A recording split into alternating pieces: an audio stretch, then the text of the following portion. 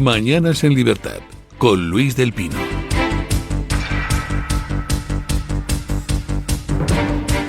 8:02, 7:02 en las Islas Canarias. Vamos con las noticias de las 8 con la ayuda de doña Carmen Carbonell. Actualizamos la información a esta hora de la mañana hablándoles del caso de Begoña Gómez porque según publica The Objective, la Comisión del Senado aún no tiene toda la información que ha pedido a diferentes entidades. Concretamente, el Instituto de Empresa se resiste a entregar a la Comisión de Investigación del caso Koldo la documentación que le han solicitado sobre la relación de la Fundación con esta institución y Begoña Gómez. Mediante este contrato se pretende averiguar qué papel tuvo el Instituto de Empresa al crear el Africa Center para colocar a la como directora a la mujer del presidente del gobierno en ese puesto. También se investiga cómo se consiguió que uno de los patrocinadores del Africa Center fuera Guacalúa, la empresa creada por Globalia, al frente de la cual estaba Javier Hidalgo. Esta semana va a ser especialmente complicada para la mujer de Pedro Sánchez porque el miércoles Begoña Gómez tendrá que pasar de nuevo por el juzgado en el marco de la investigación por la contratación del software de la cátedra que codirigió en la Universidad Complutense de Madrid. Muy interesantes se ponen todos los casos que rodean a Sánchez. Ya saben que esta semana el caso Koldo, Aldama, Ábalos, Sánchez, pues se ventila en el Supremo con la declaración hoy de Aldama y me parece que es mañana o pasado de Koldo. Pero también pues va a tener que declarar Begoña Gómez dentro del caso que se sigue por sus actividades privadas con fondos públicos y con, parece, tráfico de influencias por parte de su marido. Por cierto, Sánchez, que te ha preguntado Abascal 14 veces ya, que ¿a cuántos consejeros delegados del IBEX llamaste para recomendar a tu señora? Y sigues sin responder. Eso no está bien, ¿eh? Negarle información a los españoles que tienen dudas sobre si tu mujer y tú mismo sois unos vulgares corruptos. Bueno, el Instituto de Empresa se niega a entregar a la Comisión Koldo el contrato de Begoña Gómez. Ya saben ustedes que uno de los directivos del Instituto de Empresa pues ha sido imputado hace no tanto por el juez Peinado. Bueno, pues si no quiere entregar el contrato de Begoña Gómez a la Comisión Koldo, pues bueno, ya se lo entregará al juez, me imagino. Y en cualquier caso, pues a Begoña Gómez, el juez Peinado le preguntará por esos extremos. Pero me llama mucho la atención que la Comisión Koldo, la Comisión de Investigación en el Senado donde tiene el PP mayoría absoluta, pida al Instituto de Empresa el contrato de Begoña Gómez, pero siga sin llamar a declarar a Begoña Gómez. Qué cosa tan peculiar. O los temas de Begoña Gómez no forman parte del ámbito de interés de la Comisión Koldo, o si forman parte, en cuyo caso, pues lo mínimo sería llamar a declarar a Begoña Gómez, ¿no? Al menos para que haga lo que hizo en la Asamblea de Madrid, decir que no va a responder a ninguna pregunta y que se retrate de nuevo. Bueno, veremos qué dan de sí las declaraciones de esta semana. The Objective, Ketty Garat, a través de The Objective, lleva publicando unas cuantas informaciones en estos últimos días sobre Aldama, sobre las conversaciones interceptadas, sobre las relaciones de Aldama con otros socios, por ejemplo, los dueños de Air Europa o sus socios en la trama de hidrocarburos, que resultan interesantes no tanto por el contenido noticioso, sino por lo psicológico.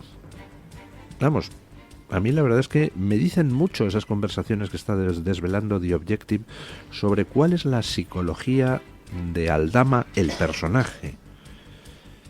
Y hoy, pues cuenta Ketty Garat en The Objective, pues toda una serie de datos sobre los problemas que empezó a haber entre Aldama, su socio en la trama de hidrocarburos, Pepe Hidalgo, que es el fundador de Globalia, padre de Javier Hidalgo, que era el que se reunía con Aldama y con Begoña Gómez en San Petersburgo, Muy, muy, muy interesante, pero insisto, por el aspecto psicológico de todo lo que hay detrás. Nuevo nexo entre diferentes tramas de corrupción que se están investigando actualmente dentro del entorno de Pedro Sánchez. Según publica The Objective, el fundador de Globalia, Pepe Hidalgo, ya le advirtió a Claudio Rivas sobre la poca moralidad de Víctor de Aldama. El considerado conseguidor de la trama Koldo por el cobro de comisiones para la venta de mascarillas era un viejo conocido de Globalia, ya que también había realizado labores de mediación de diversa índole. Sin embargo, el empresario Juan José Hidalgo, dueño del holding Globalia, nunca vio con buenos ojos su labor e incluso llegó a tacharlo de estafador. La relación entre Víctor de Aldama y su hijo, Javier Hidalgo, se estrechó por la negociación en el Ministerio de Transportes del rescate de Air Europa, así como por otros negocios en México. Y de hecho, Aldama e Hidalgo idearon el hub turístico Huacalúa en esa colaboración entre Globalia y la Organización Mundial del Turismo, que permitió estrechar lazos con Begoña Gómez, la esposa de Pedro Sánchez. Precisamente hoy volverá a prestar declaración ante el Supremo Víctor de Aldama, considerado por la Guardia Civil como el nexo corruptor de la trama. Bueno, pues en lo que publica The Objective, pues se incide en todos los problemas personales que parece que están al menos parcialmente detrás de todo el estallido de lo que está pasando. Al final, pues en una trama organizada de corrupción, y parece que había una trama organizada de corrupción, pues mientras las cosas van bien entre los distintos componentes de la trama,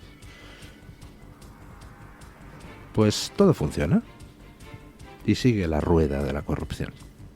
El problema es cuando esa rueda se gripa por algún motivo y entonces empiezan todos a tirarse los trastos en la cabeza. Ya saben ustedes el juego ese de las sillitas, que suena la música, vas quitando una sillita cada vez y hay uno que se queda sin asiento y es eliminado en esa ronda. Bueno, pues cuando por lo que sea hay que quitar una sillita, pues entonces empiezan los problemas entre los socios de las tramas corruptas. Y además se mezclan muchas cuestiones personales y, por ejemplo, pues en la crónica Ketty Garat cuenta cómo el fundador de Globalia pues estaba enormemente preocupado por la ascendencia que Aldama tenía sobre su hijo que era el que se reunía con Aldama, con Begoña, etcétera, etcétera. Y entonces alertó en 2022 al socio de Aldama en la trama de hidrocarburos, que por lo visto ya estaba mosca por algunas cosas, diciéndole que tuviera mucho cuidado con Aldama. Y a partir de ahí se empieza a envenenar toda la situación, y yo me supongo que parte de las informaciones que dieron origen a todas las investigaciones sobre determinados aspectos de la trama corrupta vienen precisamente pues de gente que no estaba muy contenta con los que hasta ese momento eran sus socios y que empezó a soltar perlas. Como aviso a navegantes. ¿Cómo? ¿Que me tocas las narices en estos negocios con todo lo que yo he hecho por ti? Pues te vas a enterar. Oye, a ver cómo filtramos esto a un medio. Y ¡pum! Oye, a ver cómo filtramos esto a la policía. ¡Pum! La verdad es que me imagino que en esos problemas entre Aldama y su socio en la trama de hidrocarburos, quien tenía las de ganar era Aldama. Porque, que yo sepa, por lo menos hasta ahora no ha salido ninguna información en ese sentido, era Aldama quien tenía a mandos de la policía y de la Guardia Civil en nómina, no el otro. Con lo cual, si se enfrentan esos dos personajes, pues quien tiene las que perder es el que no tiene contactos en las fuerzas y cuerpos de seguridad del Estado. Bueno, ahora nos enteramos, pues, en fin, de los problemas que tenía Aldama con el padre de Javier Hidalgo. Muy interesante. Vamos a ver las siguientes entregas.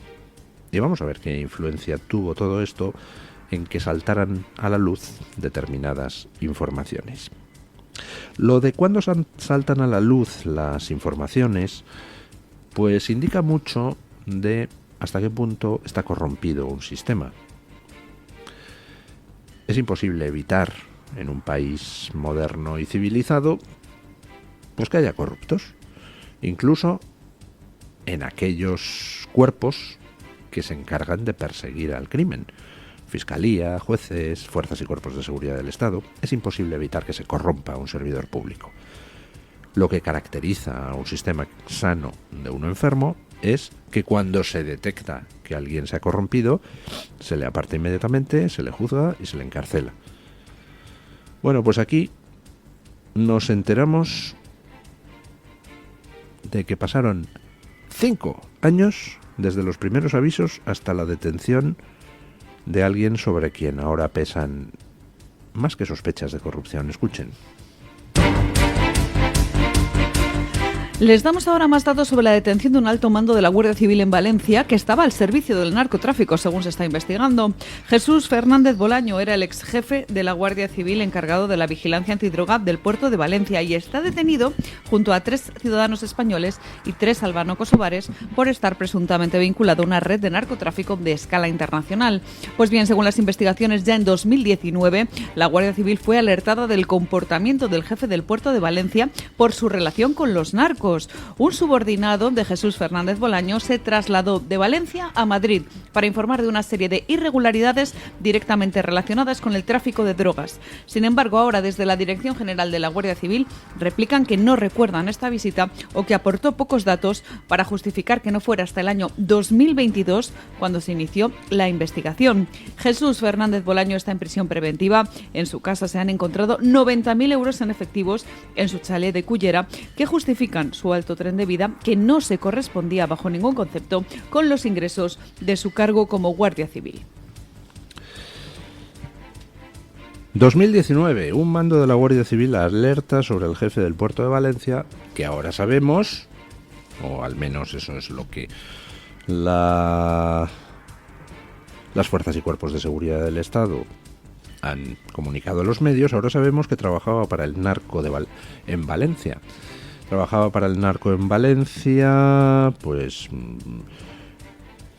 haciendo todo lo posible para poder meter envíos de cocaína, cambiando las documentaciones, cambiando unos contenedores por otros, cosas así, ¿no?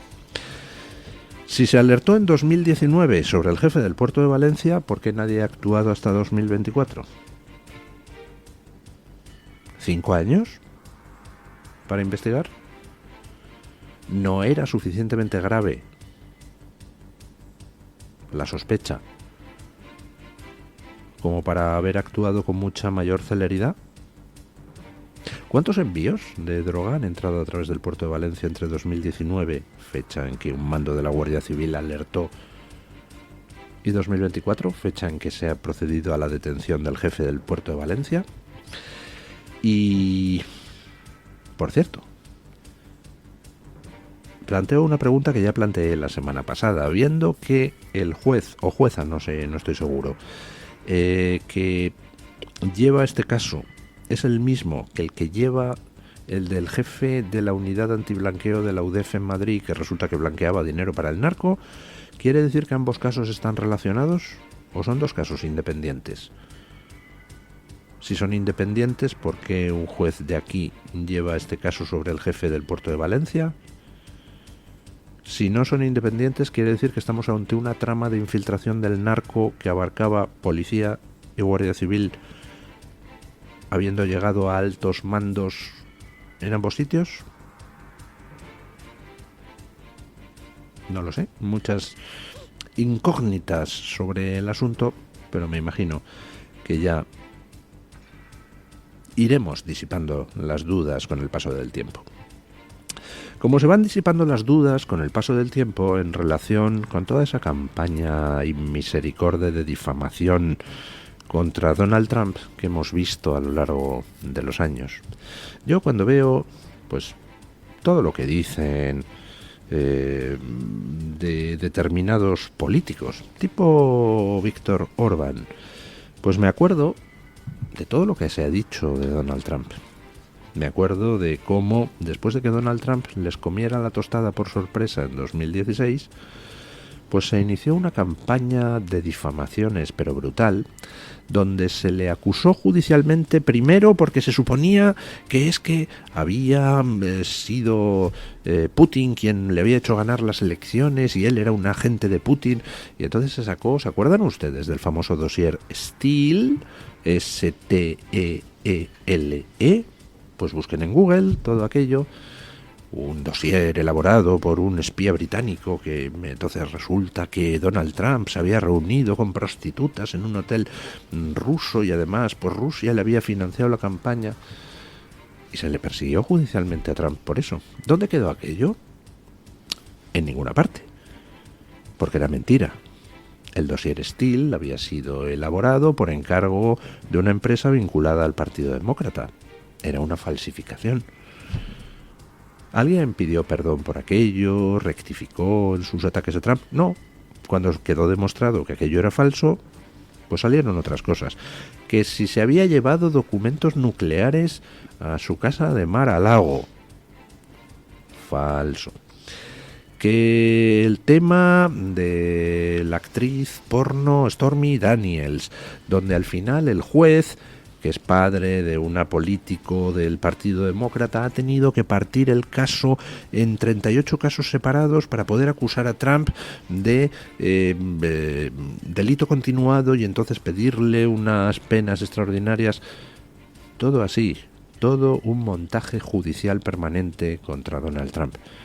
Montaje judicial que al final ha ido quedando en nada. Y ahora, pues, nos enteramos de que ABC News va a tener que pagarle a Trump 15 millones de dólares por difamarle. Terminamos este bloque informativo con los datos que nos llegan de Estados Unidos. La cadena de televisión norteamericana ABC News y su presentador George Stephanopoulos acuerdan pagar 15 millones de dólares a Donald Trump para resolver su demanda por difamación. La intención de este medio de comunicación con el acuerdo extrajudicial es evitar pasar por los tribunales, lo que repercutiría en la reputación tanto de la cadena como del presentador de informativos. Además de abonar la citada suma de dinero, deberán emitir una disculpa pública para el hoy presidente electo por las afirmaciones realizadas por el famoso presentador en una entrevista con Nancy Mace. Básicamente, resulta que este presentador de la ABC News en una entrevista afirma que Trump había violado a una señora. Con dos narices. ¿Era verdad? No. Era mentira. Era otra difamación más de todas las difamaciones que han puesto en marcha desde 2016 contra Trump. Difamaciones destinadas a tratar de minar la credibilidad o acabar con la carrera política de alguien que ponía en riesgo tantos negocios. Porque al final, en el fondo, lo que late es eso. ¿Ustedes saben la cantidad de gente que come del progresismo? ¿Cuánta gente come de todo lo que se roba al presupuesto público en Estados Unidos? ¿Cuánta gente come de todo lo que se roba al presupuesto público en España, en toda Europa? Vamos, es que son legión, es que son millones. Y llega un imbécil, Donald Trump, y pone en riesgo todo eso. Y dice, pues voy a desmontar tales chiringuitos, me retiro del Acuerdo de París, que es una estafa, no voy a iniciar guerras para que se forren los fabricantes de armas. Y entonces, pues le han perseguido por tierra, mar y aire, hasta el punto, pues eso, de acusarle en televisión de ser un violador. Trump presentó una demanda y ahora, pues muchísimo tiempo después, la ABC News ha accedido a pagar 15 millones de dólares en indemnización. 15 millones de dólares que Donald Trump ya ha dicho que va a destinar a dotar de fondos una biblioteca, la biblioteca Donald Trump, pues para que la gente acceda a datos interesantes y obras interesantes. ¿Quién ha pagado por el dossier Steele, que fue el que dio origen a toda la cadena de persecuciones contra Trump? Pues no ha pagado nadie. Ponen en marcha, con un dossier falso, las imputaciones de que Trump era un agente de Putin, y que se dedicaba a reunirse con prostitutas en un hotel de Moscú, se demuestra que ese informe era falso y había sido pagado por una empresa dependiente del Partido Demócrata, y no ha ido nadie a la cárcel por ello, cosa que me sorprende mucho.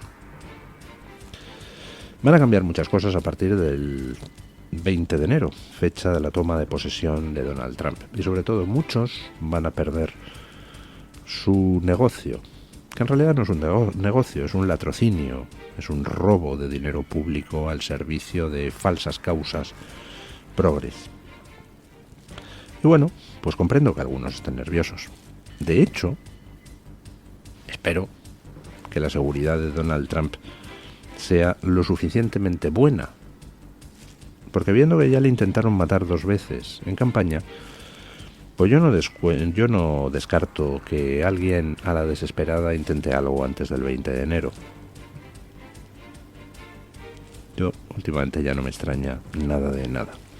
Vamos con Don Williams Perdomo para que nos cuente qué trae hoy Voz Media en portada. Buenos días, Don Williams. Muy buenos días, amigos de Mañanas en Libertad.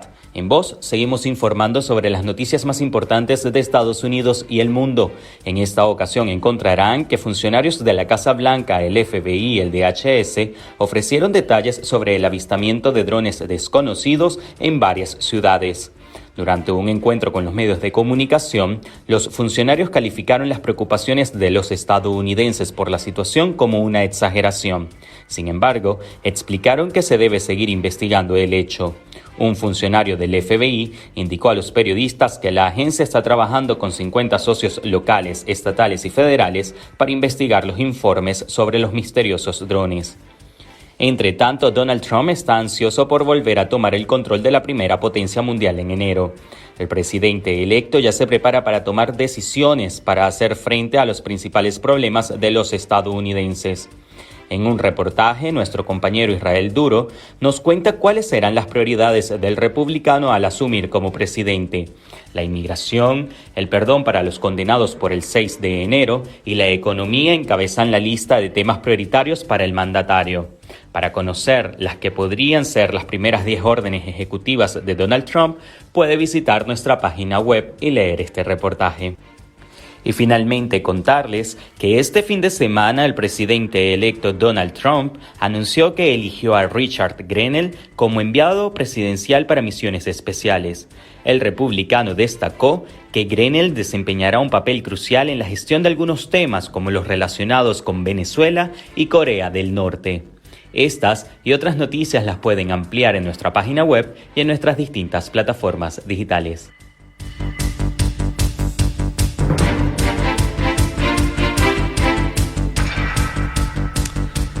Muchísimas gracias, Don Williams.